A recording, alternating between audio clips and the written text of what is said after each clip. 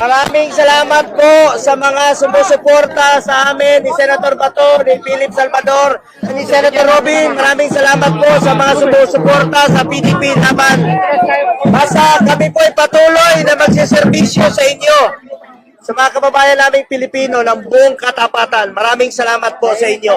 Walang masasayang na oras. Magtatrabaho po kami para sa Pilipino. Salamat po sa mga supporters na naririto. Maraming salamat po sa inyong pagmamahal. Assalamualaikum. Salamat po sa inyo lahat.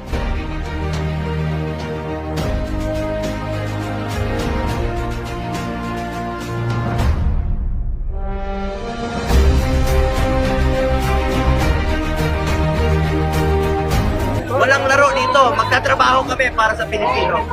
Unahin namin yung mga programang makakatulong. Pag mga programang pro-poor programs, susuportahan namin yan ni Bato. Hindi kami kumukontra ba sa makakatulong sa mga mahirap. Importante rito, maiahon natin ang Pilipino. Pagkain, trabaho, at ako, inuuna ko talaga itong healthcare.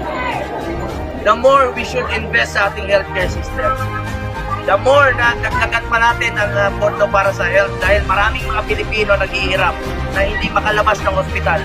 Susuportahan namin yung mga pro-poor programs ng gobyerno. Basta makakatulong sa mga mahirap. At patuloy kaming magsiservisyo sa inyo.